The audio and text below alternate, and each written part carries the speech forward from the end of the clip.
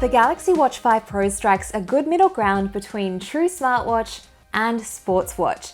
It's got a big battery, turn-by-turn navigation, and a super tough construction that means you can use it pretty much anywhere. But it only comes in one 45mm size, which does restrict the appeal to people who are okay with wearing a pretty large smartwatch. Samsung has two Galaxy Watch 5s, the Pro Edition, which is this one, and the regular Galaxy Watch 5. Now they actually share pretty much all of the same sensors, most of the same functionality, and the same interface. So I have fully reviewed the Galaxy Watch 5. You can check out that review right here or linked in the description, because I'm really going to focus and concentrate on what makes this Galaxy Watch 5 Pro different in terms of all of the construction, sports features, and things like sensor accuracy. So, does the Galaxy Watch 5 Pro really deserve its Pro name? Let's find out. First things first, we have to talk about what this watch doesn't have on the outside, and that is the physical rotating bezel, the stalwart of all Galaxy watches pretty much since the original Galaxy Watch back in 2018. I can see why Samsung removed the physical rotating bezel from this edition at least, because if you're doing something super active, you're outdoors, you don't necessarily want this to get jammed up with dirt or sand or anything like that, but I miss it. And it's really not as easy to navigate this watch, especially if, say, your hands are sweaty or they're wet. To make up for it, there is a software-based touch bezel, the same one that's on the Galaxy Watch 5.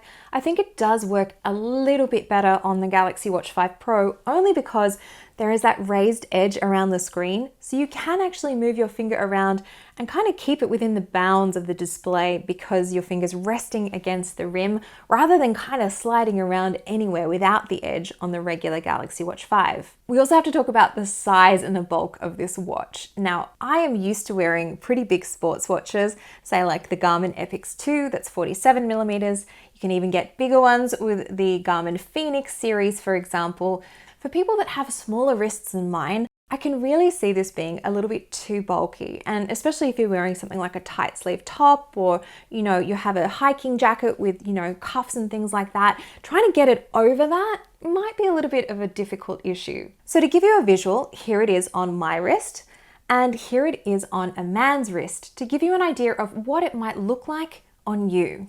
Speaking of durability, this watch is rated IP68, so it's dust and water resistant. It also has a much more scratch resistant screen than the regular Galaxy Watch 5 with its sapphire glass, as well as a titanium construction. Now, I haven't been gentle with this watch. I have dropped it by accident several times when I've been putting it on the charger just because I kind of can't get the balance right when I have the strap kind of still buckled in. I have also taken it to the beach and got sand and stuff on it, and I have definitely knocked it against concrete accidentally because I'm clumsy when I walk through door frames, what can I say? And it still looks brand new. Of course, the real test is going to be long-term durability and on something like a construction site. So I do have some more durability testing to do, so stay tuned. Now, speaking of that watch band, it is a new Magnetic D sports band.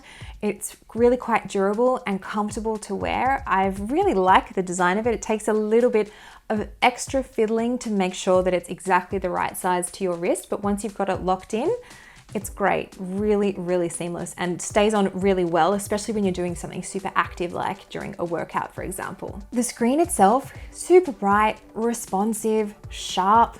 It's pretty much the same functionality as you find on the regular Galaxy Watch 5. One thing that I really did notice about this display when I was using it in always on mode, specifically during a workout outdoors, was kind of how dim it was and how difficult it was to see, especially when it was super bright outside. I'd either have to shade the screen, stop my workout to make sure I could see my metrics clearly, or alternatively, raise to wake and make sure the screen would come on at full brightness. I'm hoping that a future software update could potentially address this, because I have noticed the always on display is kind of almost too bright indoors when there's like not much ambient light, but it's too dim when you're outside and there's way too much ambient light. So I think a little bit of extra calibration would be nice. Fingers crossed that that's possible in an upcoming update, please. This watch has a couple of exclusive tracking features and sports features that you won't find on the regular Galaxy Watch 5. The first is TrackBack. Now this works in only 2 activity types at the moment, hiking and outdoor cycling. So to turn this on, you need to go over to the settings cog, turn on TrackBack, and what it's going to do is route you back exactly the same way that you came in. It's going to give you turn-by-turn navigation, and it's also going to give you some vibrations and audio cues on your wrist if you want that. The second exclusive feature is turn-by-turn navigation. Again, only works with hiking and cycling activity types at the moment. To turn this on, you'll need to go to that specific workout, find settings, and then tap target to turn it on, and then tap it into it again and scroll down to find the route option. You'll then be prompted to open it up on the phone and choose the route that you want to use turn-by-turn navigation on. It will port it to the watch, and then you can also get voice and map guidance, quite similar to how it works with the TrackBack feature. Really nice, easy to use for beginners, except it's kind of a little bit buried in those menus, so you have to use those steps to find it. And the third exclusive option is more generally using GPX files to either import or export route information to your watch. All you have to do is go into the Samsung Health app.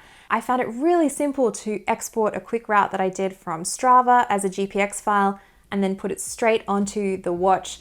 Within about 5 seconds, it had synced over and I was ready to do one of my favorite bike ride routes. Let's touch on some of the other health and fitness features on this watch. The first is automatic workout detection, really reliable on the Galaxy Watch 5 series. It would always kick in after about 10 minutes of me doing an outdoor workout, say like a walk or a run. This watch also has high and low heart rate alerts, and heart rate sensor accuracy overall is really important to talk about. I always compare against a chest strap, and the Galaxy Watch 5 Pro really surprised me with how well it kept up with the chest strap for this almost 2-hour outdoor bike ride. As you can see from this chart, it sticks really, really close to that chest strap. It's almost beat for beat, just as well because you cannot pair an external heart rate monitor via Bluetooth with the Galaxy Watch 5 Pro, at least not yet. This watch also has an ECG or electrocardiogram app. This is one of the features you will need a Samsung phone to use though, because it requires the Samsung Health Monitor app, and that's not available on the Play Store. You can also turn on fall detection on this watch, and you can also have it active during workouts if you want. So if you take a hard fall and you don't respond, then the watch will alert your emergency contacts. The one other mysterious sensor that's on the Galaxy Watch 5 series is skin temperature with an infrared sensor on the underside of the watch. Unfortunately, at the time of recording this video, that sensor wasn't active yet, so I can't really tell you much more about how it works. But hopefully by the time you watch this video, maybe it will be released and available, and I will update my full text review, which is linked in the description with lots more detail. So what's missing from the health and fitness features on the Galaxy Watch 5 Pro compared to some other sports and fitness watches out there? Well, for me, the big one is recovery metrics. I would love to see some sort of indication on this watch of recovery time needed after I finish a workout, or even just an overall kind of score that gives me an idea of how my body is coping with how I'm training. Other watches do this, like Garmin's Body Battery, for example, and Fitbit's Daily Readiness Score takes into account things like your overall sleep, activity levels, and heart rate variability to give you an idea of how well you're coping and if you should push yourself to do that workout or not. Maybe you don't care that much about the health and fitness features on the Galaxy Watch 5, but you're really looking at it because it has a larger capacity battery than the regular Galaxy Watch 5 series. And yes, I can verify and, do a little bit of a dance in my seat because it does last longer and it meets the claims in some respects. First up, Samsung claims 80 hours of regular use from this watch. I couldn't quite get there, but there's a couple of reasons why, and I think if you have really light usage patterns, you could meet that target. So I was able to get between 58 and 60 hours of continuous use from this watch before I needed to charge. That took into account having the always-on display active, doing a 1-hour GPS workout every day, also doing sleep tracking overnight, tracking things like continuous heart rate and blood oxygen, plus getting notifications from my phone. For GPS use only, the claim is 20 hours, and while I could not achieve a 20-hour continuous hike for you as much as I would try. More power to you if you can. I did do a bit of a battery drain test. So I started at 100%.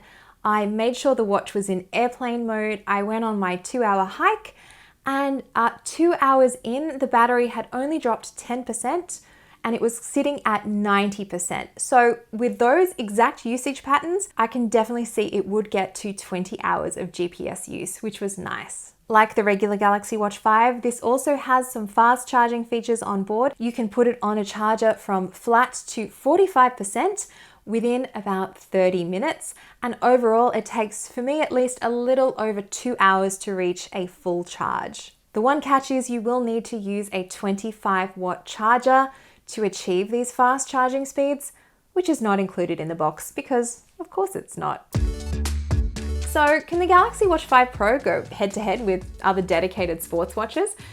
Well, for serious athletes, probably not just yet, only because this watch doesn't have certain things that you might need, such as recovery metrics, as well as more in-depth navigation that goes beyond what we talked about in terms of the track-back features and turn-by-turn navigation that works with other activities that aren't necessarily hiking and cycling. And also don't forget that the battery, while it is really good compared to the regular Galaxy Watch 5, it's not going to be enough if you're taking this out for multi-day activities outdoors, especially compared to when other fitness watches can last a week or more under the same conditions. All that said, for most people, the Galaxy Watch 5 Pro is going to be a great option if you want the best of all worlds. You want some sports tracking options. You also want an LTE version so you can stay connected when you are out on the go.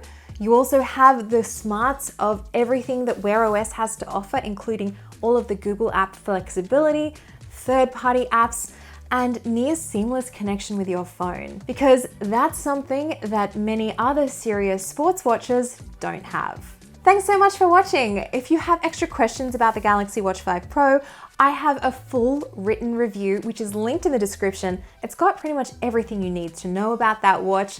Any extra questions you have, you can hit me up either in the comments or on your favorite social media platform. Until next time, I'll see you later.